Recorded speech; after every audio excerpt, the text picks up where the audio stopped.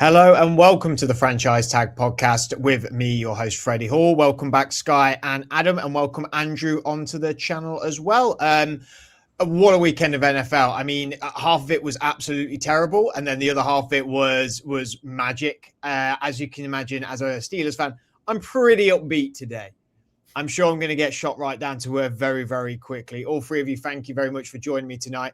It's been an active day of NFL as well. A lot of coach firings today. There may be some while we're live. I feel like we're maybe done for the day. Maybe some more tomorrow. But Josh Gannon from the Arizona Cardinals has been fired. Carroll at the Raiders. Kevin Stefanski at the Browns. Who else has gone? Raheem Morris.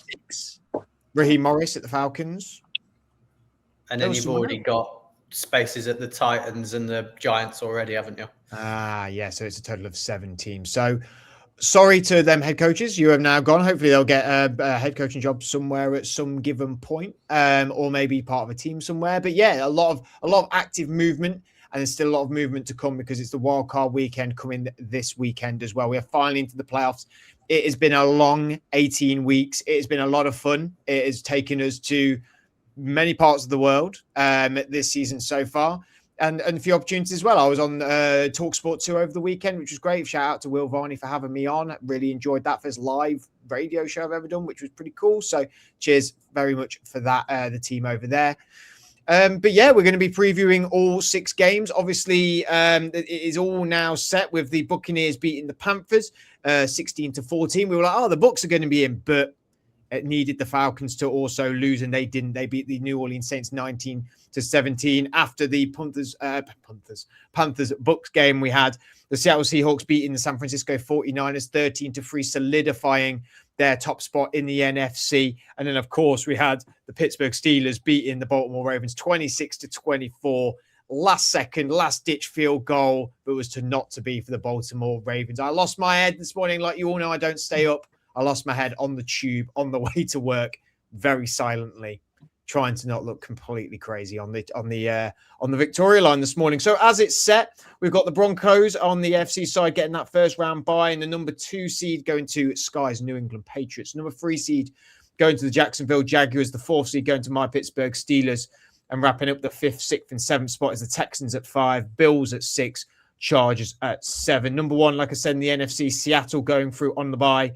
Chicago Bears at the number 2 seed. Gareth, our friend, the podcast contributor, also does a lot of editing for us, does the interview shows as well. His Philadelphia Eagles, number 3 seed. Number 4 seed, the Carolina Panthers, 5, 6, and 7. The Rams at 5, 49ers at 6. And, of course, Adams Packers at the 7 spot.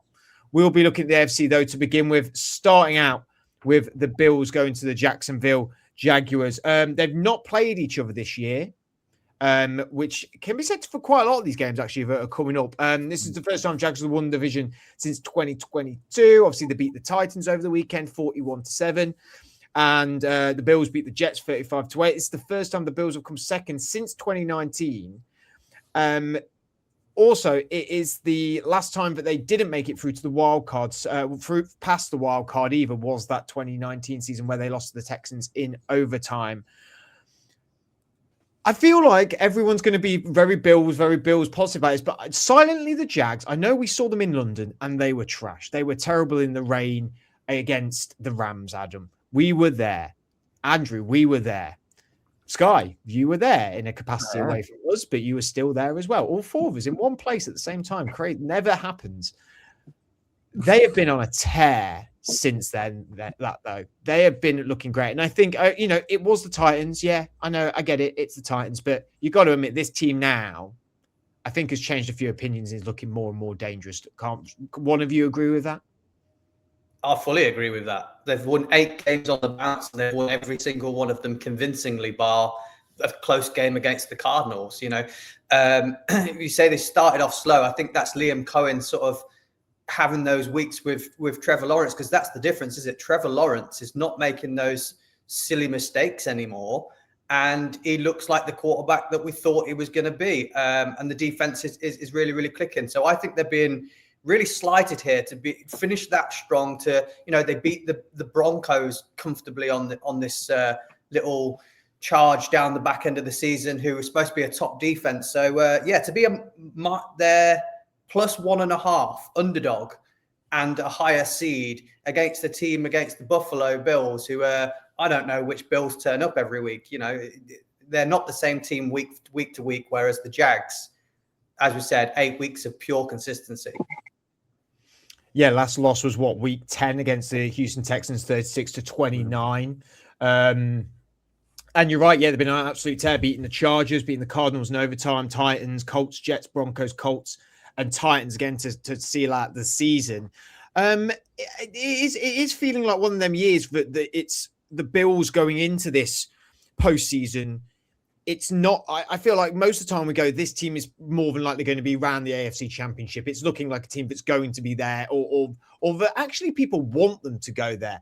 I think now, because the AFC is so open, and like you said, Andrew, the Bills, I mean, they've got to be one of the most inconsistent teams that has had a positive record, I suppose, with this season. I mean, like you said, whichever Bills team turns up, the only variable they have that is a positive thing for them is they've got Josh Allen, and he still plays at a high level, and he can really flip this game in its head whenever he so wishes, can't he? Yeah, definitely. I mean, that's the only thing. They've got Superman at quarterback that can turn up and change a game at any point. But yeah, injuries, inconsistencies. I think there's a coaching mismatch here as well. It's an offensive mind against a defensive mind, and I don't think McDermott's got it in him to beat Cohen in this one either. I think that might be an interesting matchup to watch in terms of the chess game from the head coaches as well. So yeah, their O-line's not been great. The defense has been banged up. The secondary's had some shining lights occasionally, but the wide receiving unit just isn't up to scratch when you're looking at the Jags, who we've talked a lot about. Seahawks and Rams of teams that have been the most well-rounded and most complete. I'm starting to feel like now the Jags are well-rounded and complete as well. I think they've got good players across the board, offense, defense, O-line, coaching. So yeah, I think there's a bit of a mismatch there. I think this is the hardest game to predict out of all of them, maybe bar Niners and Eagles. But I think, like you said, when you talk about the form of the Jags, they're probably not getting the respect they deserve, because we spoke about on other shows in terms of like Sean Payton's comment about where they are in the market and being a smaller team. I think a lot of American media gets fixated on the Josh Allen narrative, like Andrew said, about being a Superman, and people are always going to lean towards that. But I think when you actually look and break it down, there are a lot of positives here for the Jags to be able to actually come through and progress with a win, just because they do match up quite well. And yeah, Liam Cohen has unlocked something in his offense, as we said on the show that, you know, 3 of us did with, since Travis Hunter's gone down and they traded for Jacoby Myers. It's unlocked another level of this offense. Also having Parker Washington involved, where they're not trying to force the ball to one wide out. They are very balanced on both sides of the ball and can make things happen in multiple different areas. It's crazy how nervous the sideline looked when Washington went down at the weekend. Yeah, like, and let's be honest. I think all 4 of us at the start of the season would have struggled to know Parker Washington was. You know, like, I don't think he's not a household name. You know, when you got Travis Hunter there, Brian Thomas, and then he went down over the weekend, and it was immediately that everyone was a bit like, oh no, like we need this guy. Like, so it shows, like Andrew said, with Liam Cohen's sort of offense that he's now instilled there and made, like, all the elements, he uses them all. He uses the backup running back. He uses the third string wide receiver. He uses the second tight end. Like, he uses all elements. He's a great trickster, is our Liam. Adam, with Trevor Lawrence, how impressed have you been with him? Yeah, I think it's quite obvious that he's come along, and I think what's been said is right. I mean, it's clear that he's needed Liam Cohen in order to be able to sort of unlock something in him to suddenly show his potential. I think a lot of the time we don't sort of take into consideration how some of these coaches do destroy quarterbacks with the way that they coach them. And I think we can safely say that Urban might have had a very good go at that in Lawrence's first year. And I wouldn't say that it didn't work under Doug Peterson, but I think it might be more that you were dealing with a a quarterback who had very little confidence effectively going into what, although it was his second year, was kind of felt like his rookie year. So I think that was really difficult for him, and it's taken him time in order to be able to get there. Just needed the right guy to do it, and we've seen with Liam Cohen over the years, with Baker Mayfield last year, it looks like he's done the same here with Trevor Lawrence. So yeah, I mean, he's done really well. He looks really impressive. I think they'll win it. I think it's a really good matchup for them. From a betting perspective, Adam, obviously I do the betting show with you. He's taking over the chat show, turning it into a betting show now. Bloody hell. Were you shocked that this opened up with the Bills being -1.5 favourites? No. Did you want me to go on? Yeah, I can't fathom it with them being the lower seed and away as well. I think it's the narrative again, Andrew. Like, sorry, it's the thing that we talked about. People get fixated on Josh Allen as a quarterback. Which team do people know more? They know the Bills have been good in recent years. I think it falls into that. You know, we've said this a few times now, haven't we? In the betting show, it's name recognition, and I think that's what it boils down to here. I think that they probably look at it and they go, well, there's the Bills, and they've been in the playoffs for X number of years in the last few years, and they've always been competing, and you always feel like they're going to get to a Super Bowl, but the Chiefs, managed to beat them. However, the Chiefs aren't there this year, so that's not the problem. So it's almost like it's that sort of narrative of that they'll keep going. I think it's a really nice matchup for the Jags. Most of the Bills' attack comes through the run game. The Jags are number one against the run when it comes to giving up rushing yards, and I think that will probably slow the Bills down quite a lot. Yeah, okay, you've got Josh Allen, which will get you a decent amount of points in every game, but I think that the Jags can nullify the main threat of the Bills, and because of that, yeah, I mean, I think that they've got a very good chance of getting through, and who knows how far they can go. I don't know how you lot all feel. I don't particularly like the Jags. I feel maybe this is just me, and I feel like it's been thrown down the UK market's throat, and so I just go the other way because that's what I'm like. But I don't find them a particularly likable team.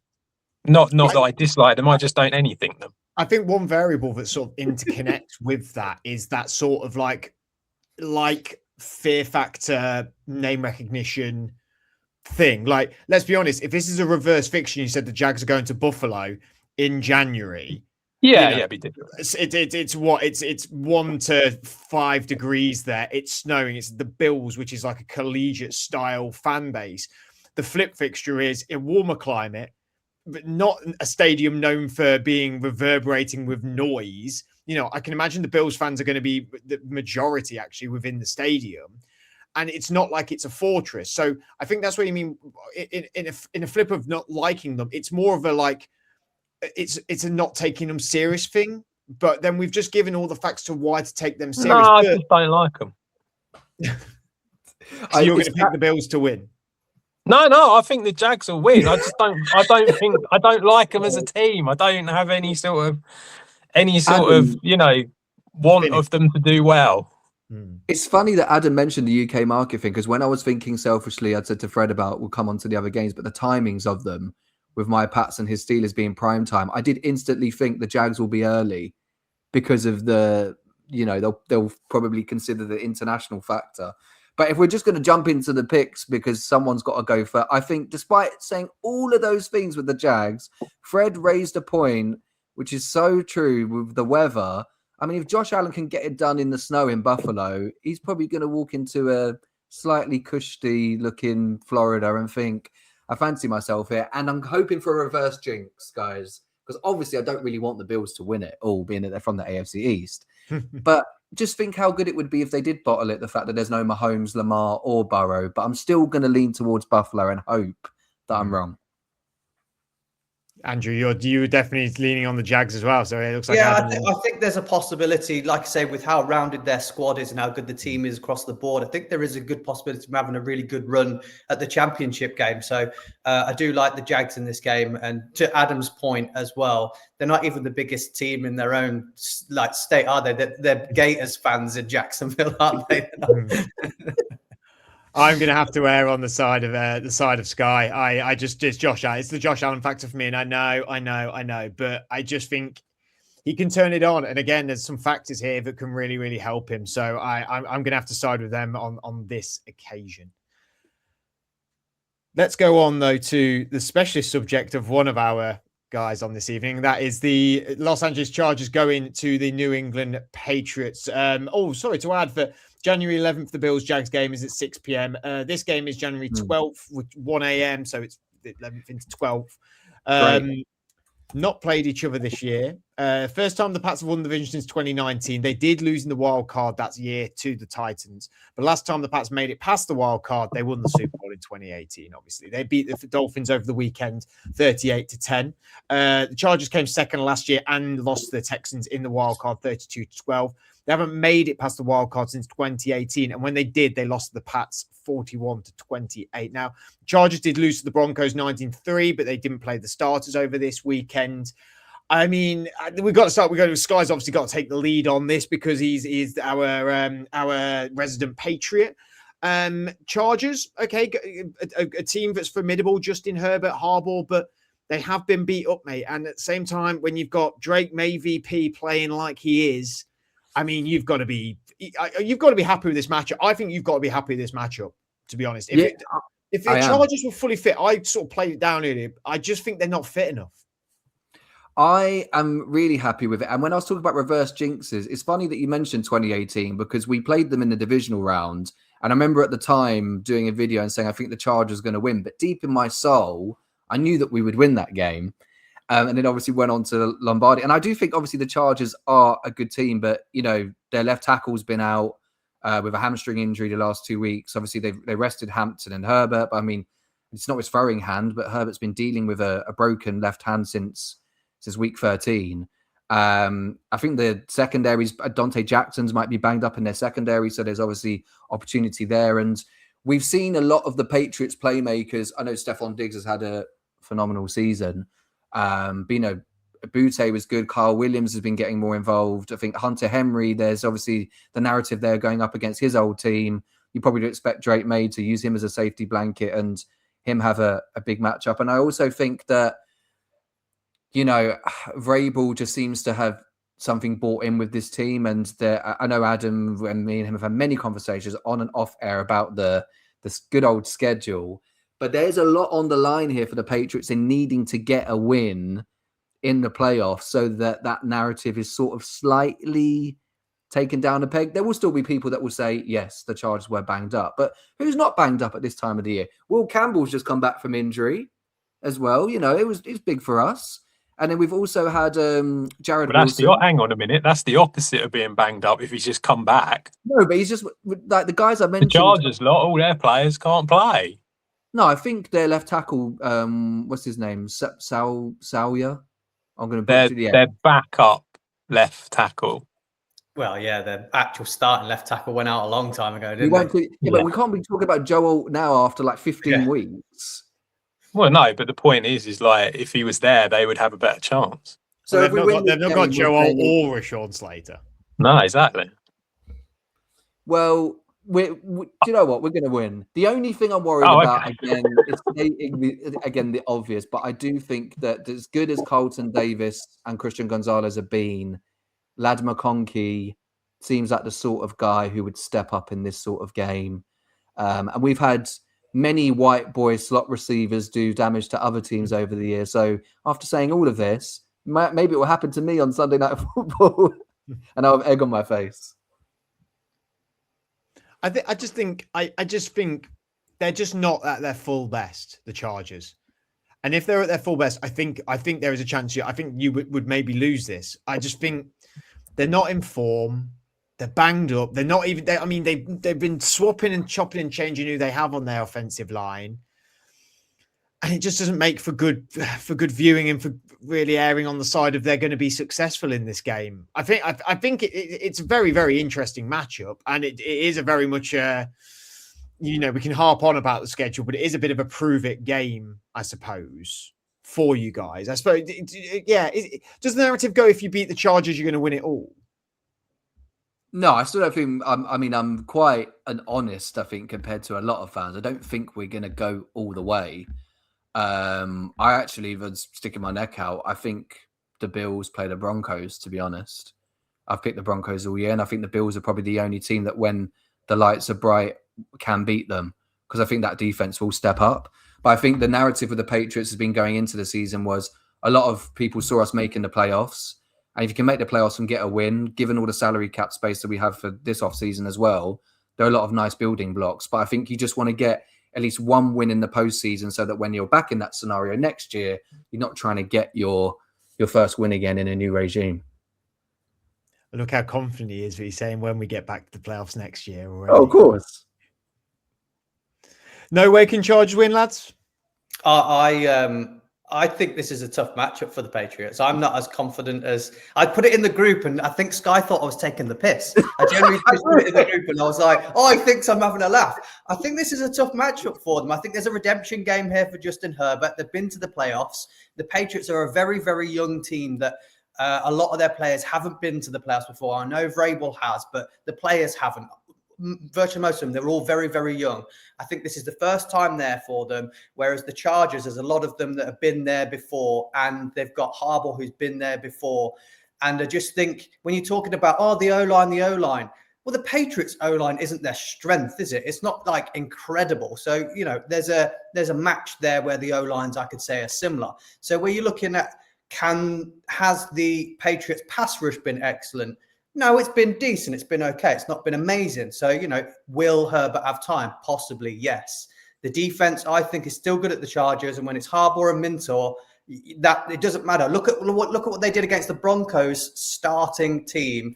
They held them to 19 points, and it was a struggle for the Broncos, who were the number one seed, who Sky's going, they're going to make it all. They're going to go all their way. Well, the Chargers backups just held them to 19-3. So I think this could be a good game for Herbert. As I said, he threw all those interceptions last year. He's going to want to right those wrongs. They've got a plethora of wide receivers. Even Trey Harris has come a long way over the last few weeks and looking good. Granderson at the tight end position is looking good. They've rested Hampton. He's going to be back, but the backups at running back are really, really good. I think they're equally matched across the board. This is going to be a very, very tight and close game. I don't think it's going to be a blowout. I think this is going to be really, really close. And if I was a betting man, I'd take the +3.5 on the Chargers. We've definitely established you are a betting man, Andrew. Don't I just think to give me 3.5 on a game I think is close, because I think they're very evenly matched in all areas. I think that when I'm breaking it down into who's got what and who's got better, I'm saying that the Chargers, I think, are better, slightly better across the board in terms of wide receiver talent. And like I said, the O-line's very similar. I think Harbaugh and Minter can get it done on the defense. So we've talked about the Patriots having the easy schedule. Yeah, they've had an easy schedule. Yeah, they've beat teams that beat them well. But like I say, this is going to be a good match for them against someone who's been there and done it before. So I wouldn't say this is a pushover, this game. No, I agree. I don't think it's a blowout. I'd just say, Fred, to Andrew's point, I do slightly disagree. As much as I like Justin Herbert, I do think those nerves are there when you have lost both your playoff games. That's why I talk about you want to win one early in your career. But the running back point is such a good point, because the games that we've won early in the season, there was an 8 to 9 week stretch of keeping rushers under 50 yards. But now Hampton's healthy and we've seen his ability. I think if they have a balanced game, the Chargers, that is when I start to be worried. If they can establish a run, then it takes the pressure off of Herbert and it opens things up with the play calling.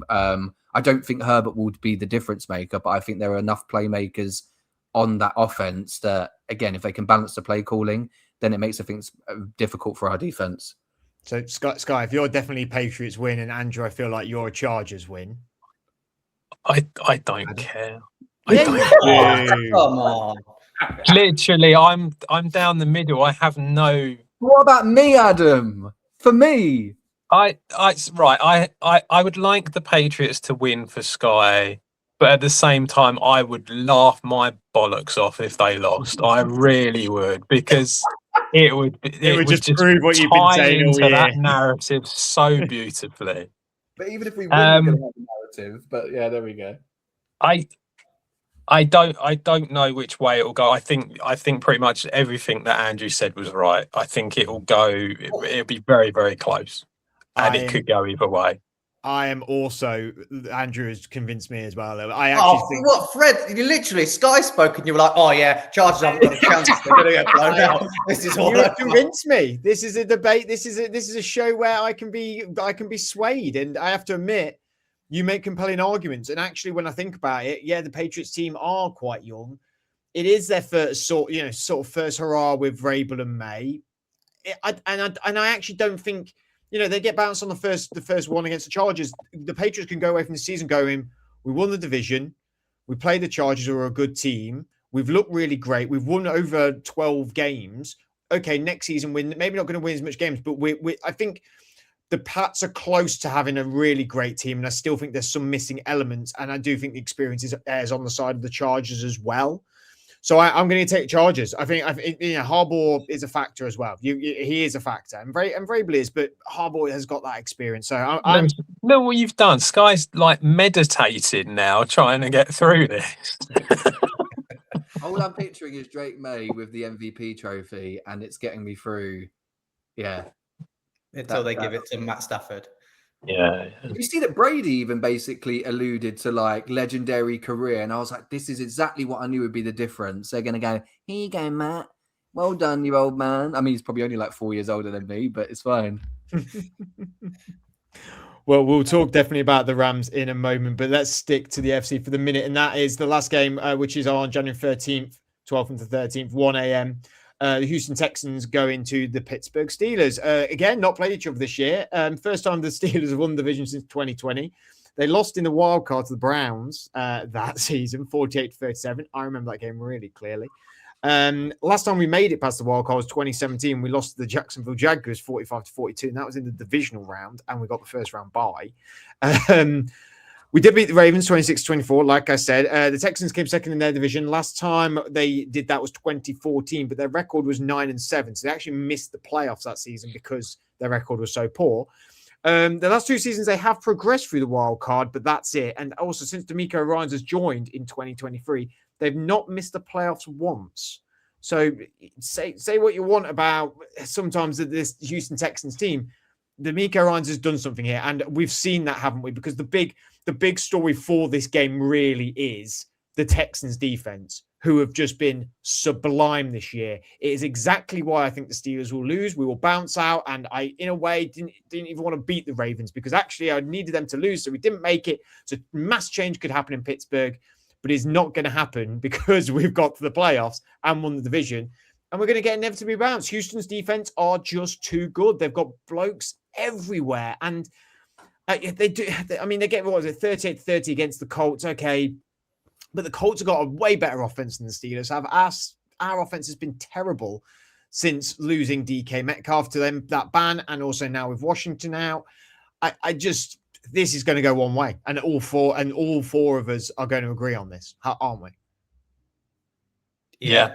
I think we are. It's another informed team, isn't it? Another informed team that's winning games. You mentioned their defense and go defense, but I think their offense has looked really good over the last few weeks. I know Adam's had some question marks over CJ Stroud. I think you have as well, Fred. I think you've had a couple of question marks, but I think he's played really, really well down the stretch. And I think it really helped. They had early injuries at wide receiver, and he got a lot of game time with Higgins and Noel and the backups. And I think that's really helped coming into the back end of the year because he's developed that rapport with them through that early stage when they were losing games. And that's really helped, and they've come a long way. Even at running back as well with the youngsters there, really, really performing too. So I think, when you're talking about they've been to the playoffs, they've done it. Not only have they been there, they've won there as well. CJ Stroud gets there and can win in the playoffs. We've seen him do it before.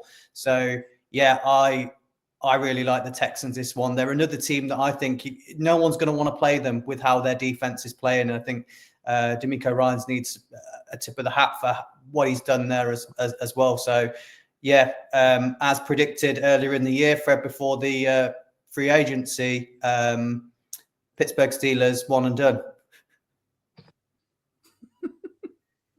Bit rude to say that to Well, the I host, remember the isn't it? conversation you of know. Fred going, "No, we can win one. We don't need a wide receiver. We've got Calvin Austin. Don't worry about it, mate." I was happy with winner. Calvin Austin. I'm still happy with Calvin You got Austin. the game winner. Mate, he's had like 200 Exactly. yards in the season. He That's got the it. game winner. He was there. You got I a have game more winner. of a problem. I have more of a problem with how Pat Frymouth is now our third string tight end. That's more my problem, is how something like that happens. And you're right. I had question marks about CJ Stroud, but I also did believe, a little bit like I do with Trevor Lawrence, is players that are built like that, play like that, are successful. Like, there's no way they can't be bad. There's something about it where I just believe that they are going to be good. And you're right. Yeah, the offense has been pretty good. I think the only shining light we have for the Steelers is maybe we can catch them. Maybe there's something about the turnover. This might be a turnover battle sort of thing. And if we can have one or under and maybe turn over CJ Stroud and maybe panic him a little bit. I mean, I don't know what his numbers are under pressure and under teams that do blitz and can get to the quarterback. Hopefully it's not great, because our secondary is pretty poor, and they've got some good receivers. So, and they run the ball really well as well. I love that you're trying to reason yourself into a way. Oh, no, I know there's a possibility of winning. I know we're going to lose, but as a fan of your team, you're always going to have a tiny bit.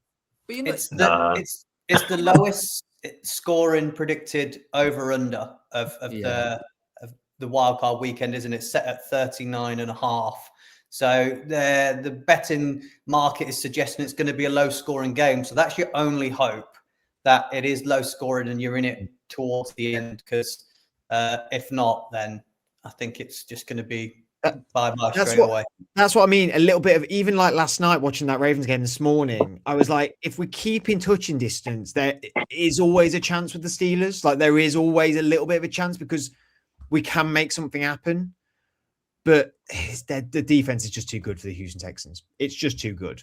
It's good up front and in the secondary. It's like elite at everything. Both. So yeah, that's the problem. It's going to stop your run and get pressure on the quarterback. Is Kamari Lassiter meant to be back for the game? Because I do feel like he's been missing the last couple of weeks. We're a bit early for injury reports. Yeah, I know, but he's been missing the last couple of weeks. Trying to have a quick look at loads of the teams, and you just can't find anything at the minute. Okay. At least DK's back after his fortnight rest. That could be a big difference maker. He'll have a point to prove. I think it could be, like, we were joking aside, it is what we've missed in our last two games. And there's been plays where you're like, MVS is definitely not it, and DK would have made them moves, would have made that catch. Maybe I don't know. There's been some plays where you thought we need a wide receiver, but the 2 week rest at this point of the season is great though. We didn't have Calvin Austin or DK Metcalf in that game though. In the first game, if what we think is going to happen, and the Texans win, is it the end, Fred? For Tomlin or for me? Yeah. No, not for you. No, I didn't think it'd be the end for you.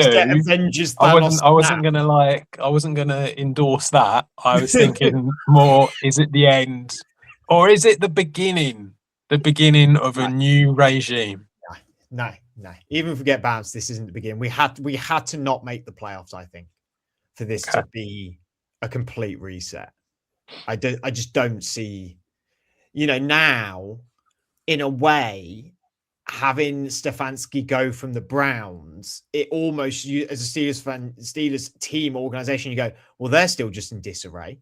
So if we can just be competitive with Cincinnati or they could get whoever in really at Cleveland, and you could still go, well, it's going to fall flat on its face. But I mean, they had a competent offense this year in some games, and an elite defense, and they still couldn't do that well. So it would take something incredibly dramatic, I think, someone to come into Cleveland and get them to be competitive straight away. And then you look at Cincinnati and look how they were this year.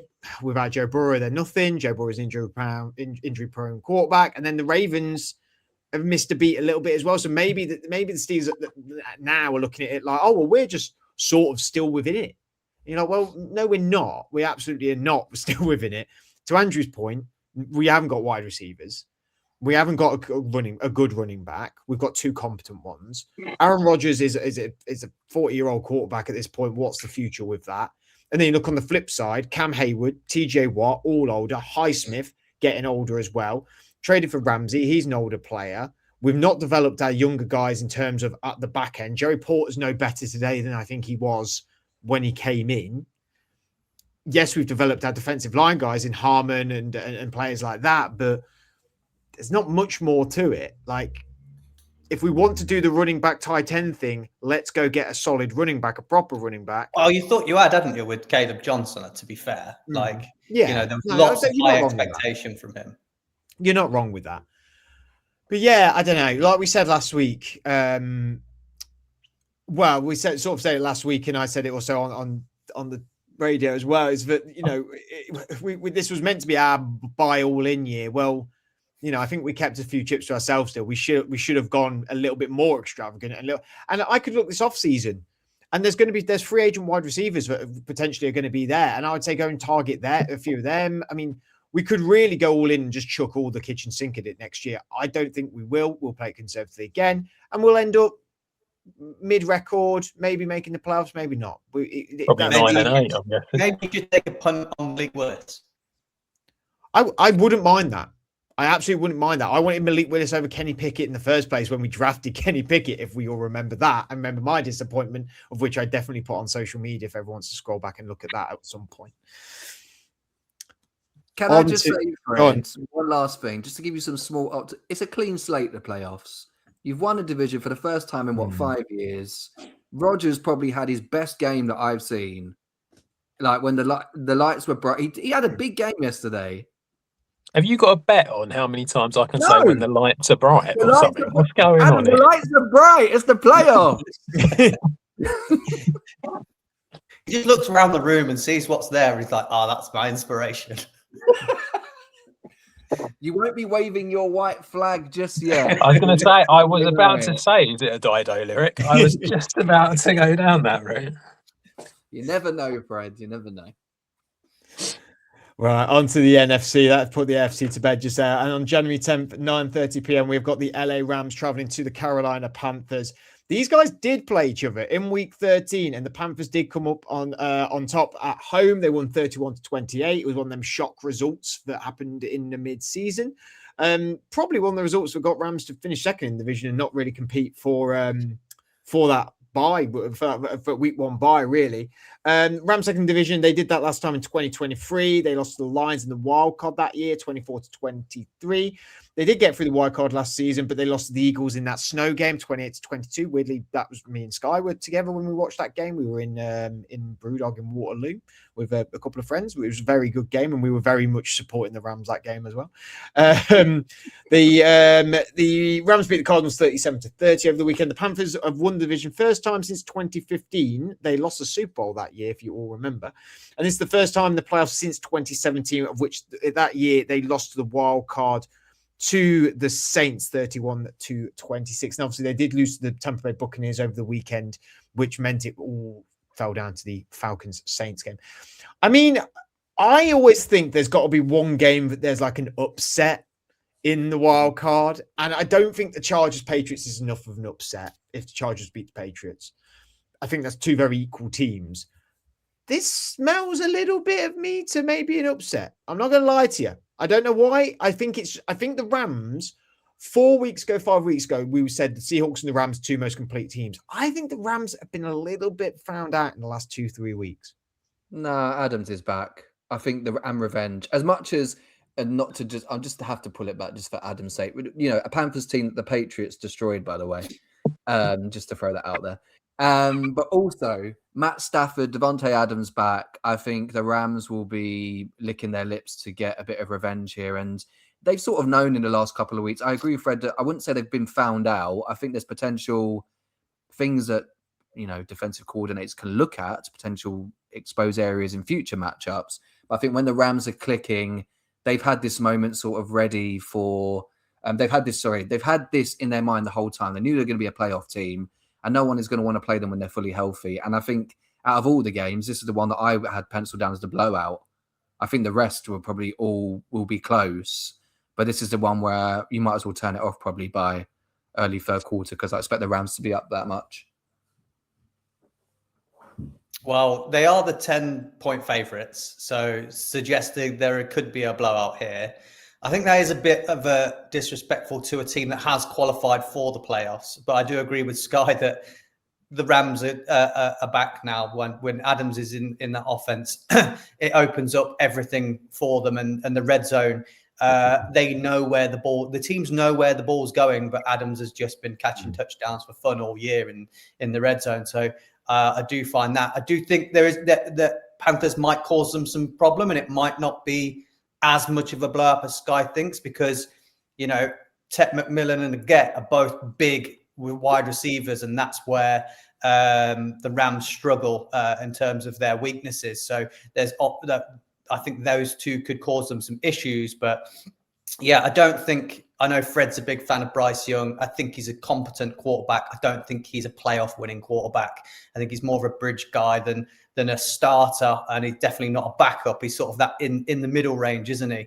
Whereas the Rams, I think, have got the elite players. I do think that the defense that we've been harping on about how good their players are hasn't really been as good recently. So maybe there'll be a lot of other podcasts saying the same thing, analysts, TV shows and things like that, saying they want more from the defense. So I think we might see more from the defense in this first game. So yeah, I think it's a Rams win, but maybe not as big of a blowout than expected, because their weaknesses the Panthers can expose.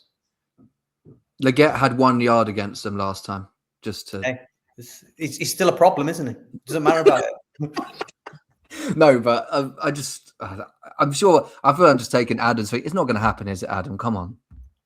What? The Panthers even putting up, like, the Rams are just going to destroy them. Yeah, of course they are. There you go.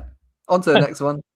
Fred agrees. You don't think, but you don't think, Adam, with how the cornerback and the over the top play that the Rams have been susceptible to, when you've got McMillan, when you've got Coker, when you've got Leggett, when you've got Tremble, like that can be a weakness they could try and take advantage of, surely. Yeah, but they couldn't even beat the Bucks. They were in with the Bucks. They called a flea flicker in the rain. That doesn't give me any confidence in any team or coaching staff. I think, yeah, no, there's nothing to say. No, why am I even trying? Like, I tried. Adam. I know you did. Yeah, you gave it a go. Look, the Rams are by far the better team. Over the course of a game, they'll win it. And I think that, you know, after last time losing to the Panthers, I think they're not going to make the same mistakes again. So that's as much as I've got for you. The coach is too good. The head coach is way too good. It'll be a masterclass, I think, this time around. Yeah, I mean, I agree. I don't think it'll be a blowout, but Rams win this for me. They're the way better team. I think the Panthers will surprise people with how close they'll keep it. But I don't think it's going to be a huge blowout, to be honest with you. I think they can keep it within.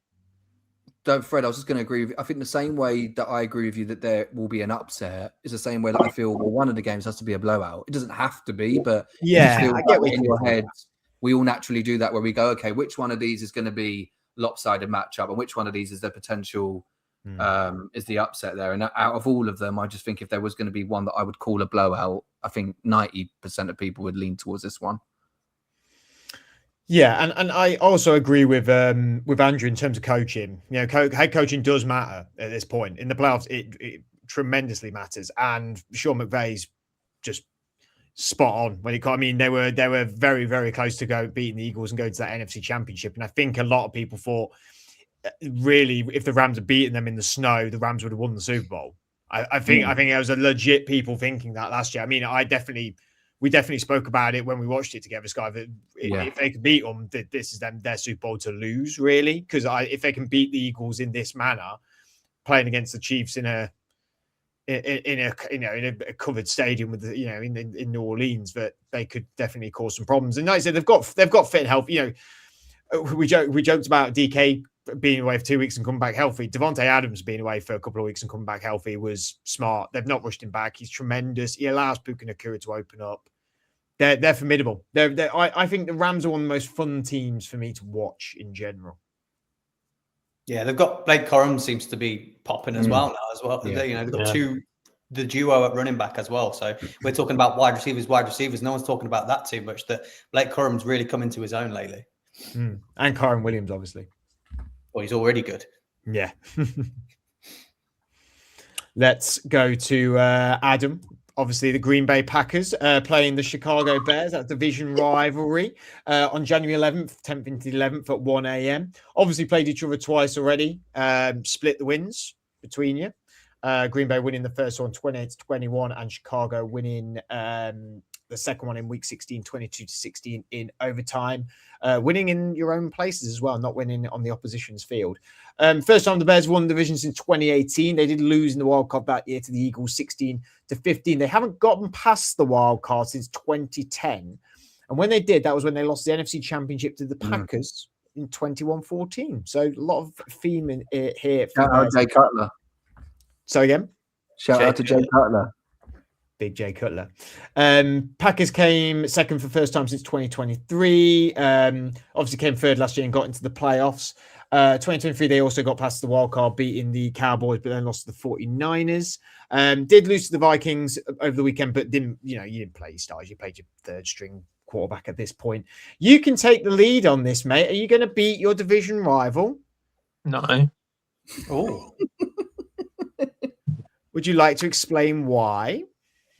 We've got a lot of injuries. Our main edge rusher is dead. Our main run defender is dead.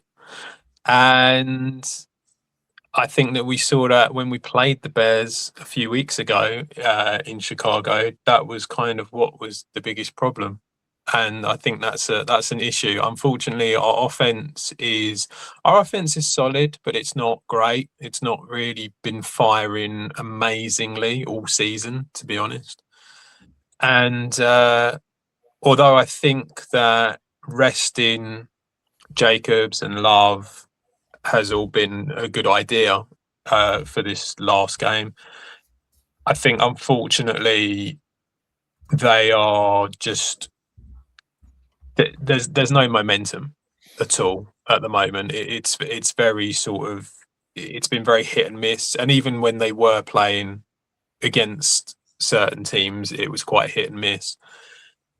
And I just feel like we've just lost too many players to injury this year,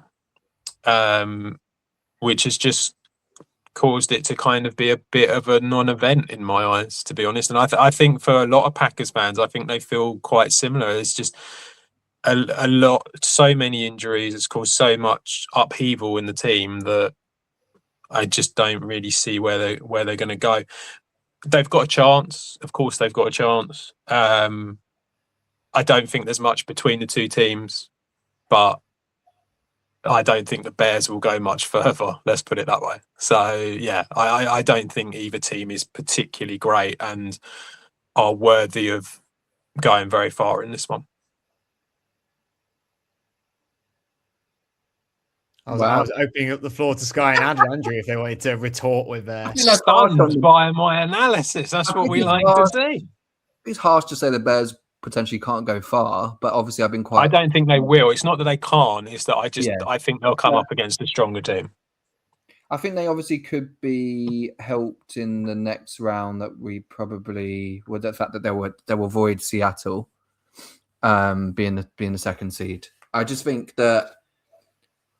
Yeah, I mean, you know what? The thing that is interesting, though, is that as much as, again, majority of people are going to lean towards the Bears because of the injuries that Adam spoke about, when we had the same situation with, watching yesterday's games, Pats, Bills, no one wants to play their own division in the playoffs because that is the biggest trap that can happen, regardless of injuries or whatever, just because you play each other twice a year or, even a guy like Ben Johnson who's already been in the league at the Lions, so the Packers know exactly what they're getting from seeing him for a few years. I just think it's a game where, as much as I would still lean towards Chicago winning, it will probably be closer than people think because the fact that the Packers know them so well. and like Fred mentioned, the last game going to overtime. The main thing, obviously, is just Ben Johnson keeping Caleb Williams as calm as he has done for most of this season, especially the second half of it. If he can keep composed, I mean, Andrew's talking about 1-2 punches, obviously with Coram and Williams. I think that 1-2 punch with Stevenson and Henderson, and then also this one on the Bears, probably one that very, very good. We've managed to get back to the Patriots. Of course. Because I just have to keep reinforcing that there's things there where, you know, we're great at. And Adam, just to watch Adam. Can you put the running backs around the right way as how they should be, though? It's Henderson and Stevenson, not Stevenson and Henderson. But no, the Bears have a lot of what I'm getting at is a lot of positives. I think it's clicked offensively, and defensively, they probably don't need to do as much as they would have done if this team was healthy because of Jacobs being hurt. This game is the lowest spread of the whole of the wildcard weekend at -1. So the bookies think that this is going to be a close game. Adam, who's a fan of his own team, doesn't even seem to think it's going to be close. No, I just said I think it'll be close. But you know what I mean? You're confident that they're not. I'm confident we'll screw it up. Yeah, so I don't know. It's a weird one. If you've watched any of the Bears' actual games, their record's probably better than what they've been playing because there's large portions of games where they don't do a lot, and then they've just got this ability to put a couple of explosive drives together, and then it just seems to put them back in games somehow.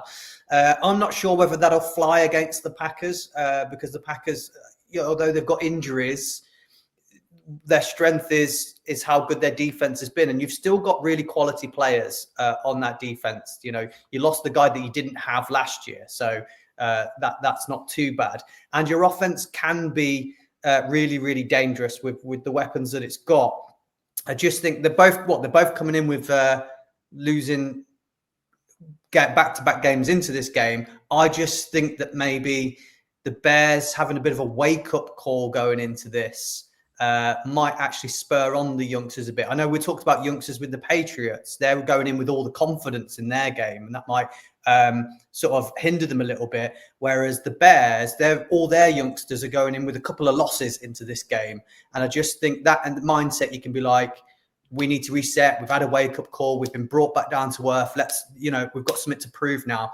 And I think that might be the edge in this game. So I am leaning towards the Bears on this game too. But it's going to be a close one. And if the Bears are inconsistent and Caleb Williams, although he's been good, he's relying on that run game and that defense a lot, Packers could exploit that if they do sort of their offense decides that they want to let Love throw it around quite a lot because they've got Watson, Reed, Dobbs, they're all healthy and good to go, aren't they? So that could be the difference maker in this. Why not just let Love open up and just let him? He wants to throw it, let him do it, and I think that's your way to win in this game. I don't think. Yeah, I mean, he loves throwing it around, doesn't he? It's the turnovers you have to watch with Love is the only thing. Brett Favre did that as well. I'm liking the Packers for this. I'll be honest. I think it's a little bit more of experience. I think we sort of said about it with New England where you could lose and be like, yeah, but look what we did this season. Look at the journey we're on here. And it can only be more, it's going to go from strength to strength to strength. And I think Chicago, this might be sort of like the step too far for them. And because I think their defense is decent. I don't think it's great. I think it has its inconsistencies. I think Caleb's still got a lot of growth to do. I mean, the Loveland Caleb connection is really, really great in the last few weeks. It's sort of fantastic. But Love's got plenty of offensive weapons to work with. I don't know. I think this might be. I think the Packers would then lose the next game. But I think whoever wins will lose the next game. The Packers could play Seattle, so I think that would be. Yeah, I also sort of agree with Sky with like the division trap games. Like it can go either way, even if you are out of form or if you're not doing that great, or if you are a bit injury prone. You do know each other, and again, is it a bit of a battle of the better head coaches? I think LaFleur is a better head coach at this point than Johnson. So. Well, LaFleur's on the hot seat, isn't he? That's if he loses this game, there's a possibility they could look at moving on, especially with some of the names coming out that might be available now. It was looking like a bad candidates for the jobs, but there might be some more that they want to bring over. So I don't know. Maybe that's another spur for the Packers to win. He's playing for his job, I think. Mm. So I'm going to go Packers. Andrew, you're going to go Bears from the sounds of it. Adam, you're going Bears. Sky, where are you going with this? I have to do the same. I have to give the same treatment to Adam that I did to Fred. The biggest positive I can give you, Adam, was that 2010 season when you won the Super Bowl. You were 6th seed. Only the second team ever to do it. Sorry, the biggest positive you can come up with is something that happened 15 years ago with a quarterback who doesn't play for us anymore. That's the biggest positive you could come up with. We'll bring it back. My Can you mute him, Fred? Just turn him off. I mean, what the hell? Matt Flynn led Packers that season, right? There was a lot of question marks on a banged up Packers team. So what I'm saying is, you're banged up this year. Maybe there's some magic there for you to go on a run.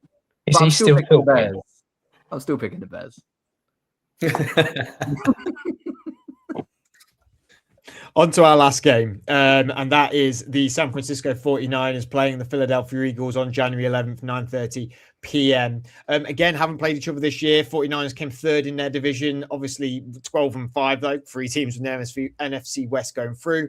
A fantastic feat by them this year. Last time they did come third in their division was 2021, and they lost the NFC Championship to the Rams 20-17. 9 years Shanahan's been there now, 5-4 with getting to the playoffs. Every time they've got to the playoffs, they have been in the NFC Championship or better.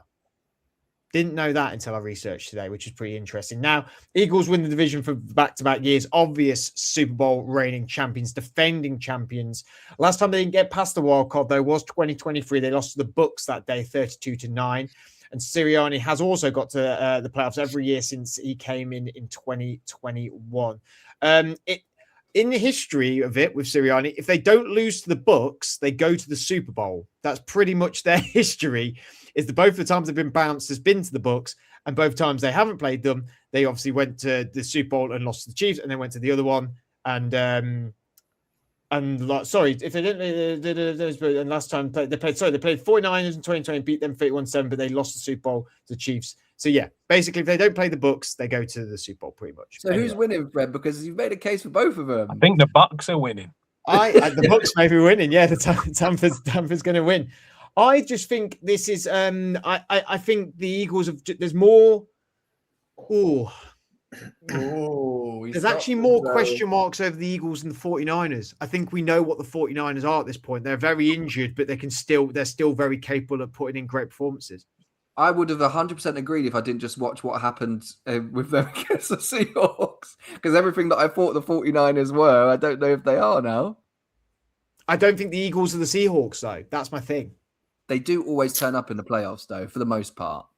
Especially Jalen Hurts elevates his game. The Seahawks bullied the 49ers offense. And if any team can bully an offense, it's going to be the Eagles defense, which is where it's going to... when we're talking about the last game that they played, that's the area. But equally, if the 49ers start off this game strong and get in the lead quick, I can equally see the home supporters starting booing the team. So if that happens, it could go really, really odd. But does anyone else feel like Sirianni needs a slap and taken into a room and saying, what were you doing against the Commanders, the Josh Johnson Commanders? You could have had the second seed. Like when the game was playing and you saw the Bears were losing, why could he not produce something to win that game against a team that were useless? Does anyone else think that he's messed up there? Nah, he's scared of the Packers, isn't he, mate? That's what that is. I just think with Sirianni, nothing surprises me anymore. I thought exactly the same what you thought. He's just like, he's got to be the most... He just rested them. That's all it was. He's just gone, sorry, I'm going to rest my players. He doesn't care. He's like, we'll beat anyone. What do we care who we play? I do think the Eagles quite always enjoy the matchup against 49ers. I think because of what Andrew said there, in that I think Brock Purdy is great. And when they're clicking, they are very hard to sort of unsettle, but especially after what we've just, the blueprint's there now. But couldn't you argue this Eagles team, offensively at least, has been quite inconsistent this year? Yeah. So the 49ers could step up and, like Andrew said, get a bit, get some points on the board. They're very used to doing some big drives that are quite quick, relatively quick, but they get points, and they can do it under adversity as well. They've not got many of their key guys for a lot of the season. This Eagles team has just been really bad to watch all year. I haven't enjoyed. I mean, I don't enjoy watching them any year, but in terms of like, if I'm taking the Giants fan out of me, they've not been good to watch. They've not been fantastic. They're probably the least exciting team going. We're talking about going into the playoffs as well, and they're one of the highest seeds. I just think 49ers. I think they've done a fantastic job to get this far in terms of regular season football with the injuries they've got. But that's regular season and not playoff football. And playoff football, they lost 2 more linebackers, didn't they? In the game against the Seahawks, they had about 6 or 7 people go into the blue tent.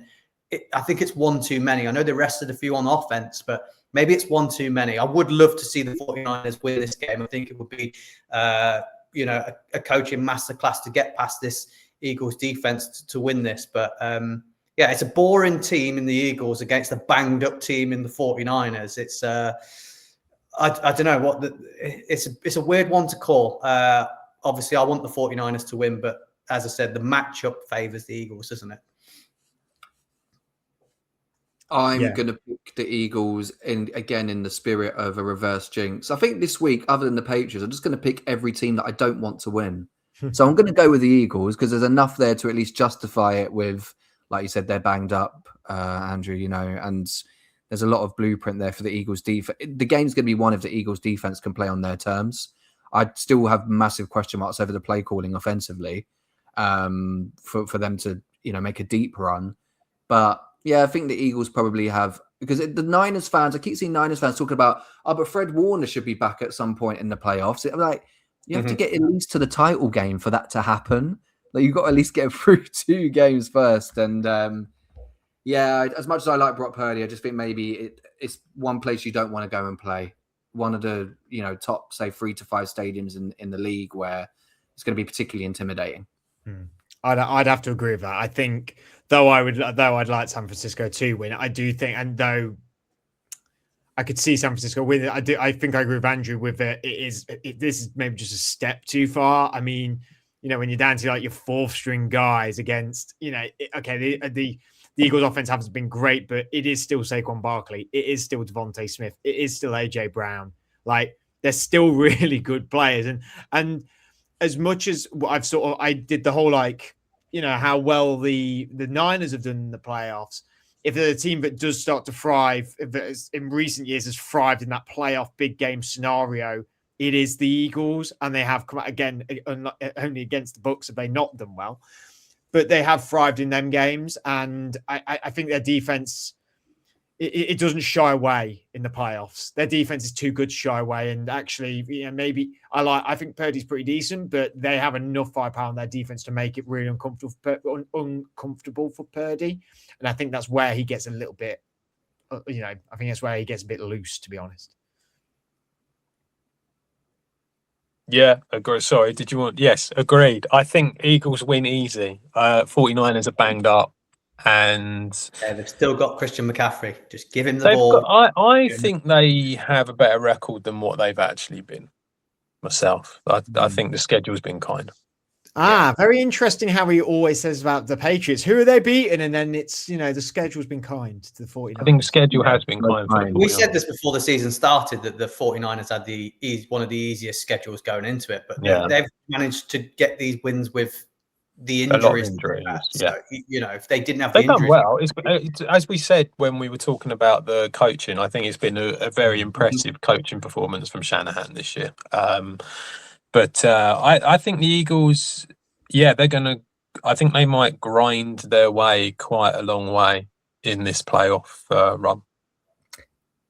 Can I say Andrew's point about Christian McCaffrey? I will say, I do think for some reason, if Ricky Purcell plays, I don't know why. He's been doing better since, but he's supposed to be. I know he's supposed to be playing Andrew, but it's just that they said that last week, and then randomly before kickoff he was inactive. I think if he plays, we talk about people like McConkey on the Chargers. Obviously, he's not to that level yet, but I just think there are certain players when you look at matchups could be difference makers. There's just certain white guys around this league who just making it. Certain white boy slot receivers. I've seen it. And I think if he plays, well, he might be doing this. You might be in front of the Eagles fans. I think this has got another 13-3 loss for the 49ers written all over it. Really? Oh, Yeah, I think it's going to be quite. You don't think it'd go over 16? It would go over 20 points for the Eagles. I don't think their offense hasn't been great. I don't think they're going to sort of like suddenly become this amazing team that's going to hit high points in games. But the defense is just very, very good. And the 49ers, yeah, they've got McCaffrey. But, I mean, what did he do against the Seahawks then? You know, it's that thing, isn't it? Where it's like, I just think you're dealing with another defense that's very, very good.